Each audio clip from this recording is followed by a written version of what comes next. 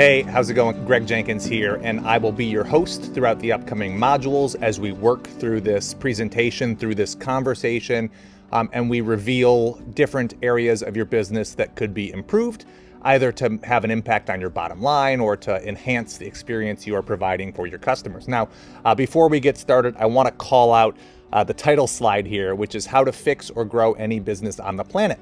And I know how bold that claim sounds, so I would understand if your instinct was to be dismissive about it. But I want to back it up because I feel confident because I've seen this methodology work. I've seen it work not only in my own business, but also in hundreds of other small businesses that I have worked with or have consulted for or have documented as this process is applied. And that includes businesses in varying shapes and sizes, businesses in different industries, and businesses around the globe. So I feel really confident that this same conversation can work for every small business. And so if you feel, if your instinct is to question the universal nature of this, I want to challenge you to just set that reservation aside for a moment, because I really think the return will be worth it. I think this conversation will be valuable for you if you could invest some time in following along throughout this presentation. So let's get started here. First, I want to begin by addressing an assumption that I hope is true before we move forward at all. So that assumption is that you have a product or service that you believe in, that you are proud of. And that your audience has demonstrated the ability and willingness to pay for that, right?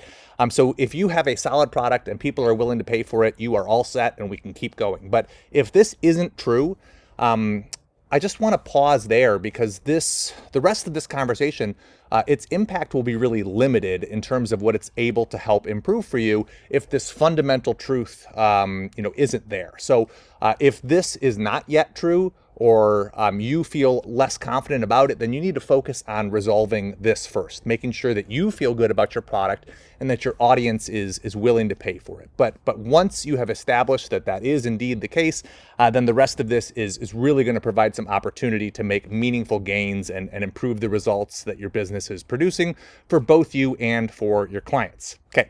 Now, two quick heads up here before we move on.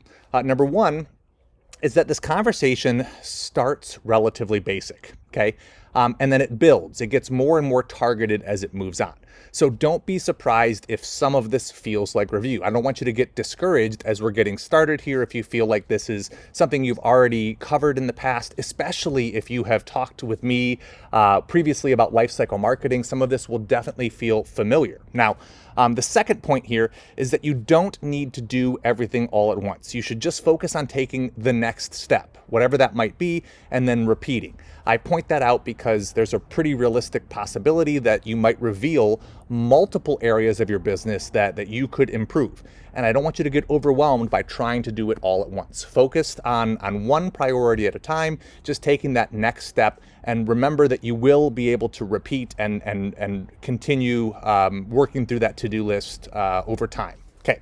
Now, I want to also address that this course, who is this course for? And the question I have here is it for new or existing businesses? And the answer I have is, yep, it is for both, right? So if you are a brand new business and you're just starting out, this is going to be a really useful conversation because it'll help you get the framework in place from the onset. It'll help you build things the way that many more mature businesses wished they would have when they were starting out.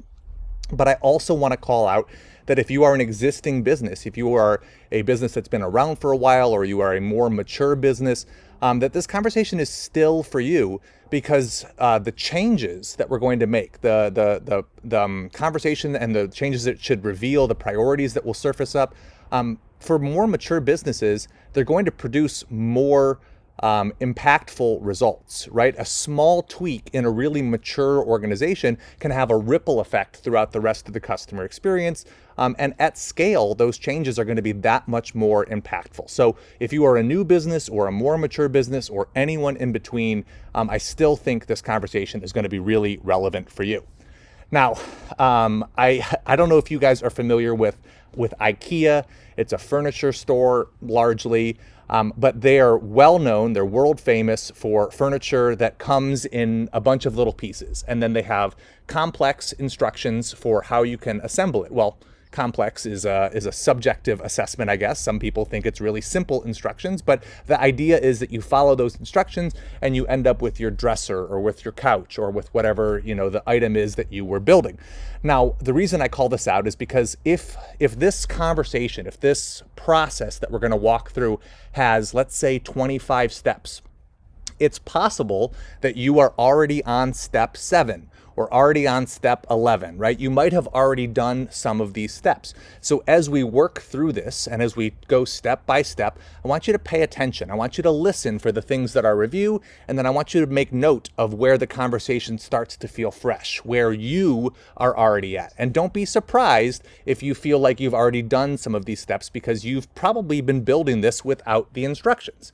So let's take the mindset that the framework we're going to walk through is how you build the whole thing, starting at step 1 and finishing at step 50 or however many steps there are. And I also don't want you to think that the steps you have already covered are therefore irrelevant, because sometimes it's important to look at the instructions and to see, hey, the things that I think I've already done, did I do them the right way? Or was there a more efficient way to get X, Y, or Z done? So as we're talking through this conversation, pay attention for the point where things feel new for you. That will be the benchmark, the step that you are at. And remember that reviewing the steps you have already accomplished can still offer a lot of merit. A friend of mine went through this process recently, and in the very first few slides here, he revealed a gap, something that his business had done a while ago, but had totally overlooked, and it was an opportunity for him to make a meaningful change to their business structure and to create a stair step that allowed his customers to become customers that much more easily. Okay, so I want to talk just briefly about the backstory, the context that this presentation was originally inspired from. So I was working with a small business owner, and she effectively said, how do I grow my business, right? And the nature of her business was that she had a $27 product, a $57 product, and a $297 membership. And as we talked, as I asked her some questions and made some recommendations for her to look at, I realized that her business was not too dissimilar from my own. And that the 3 milestones that she had laid out, I could draw parallels to the milestones within my own business. And as I zoomed out even further, I realized that that was probably true for most businesses, right? If you genericize those milestones even further, it's really just 3 things that we wanted our prospects and customers to do. First this, then that, and then this.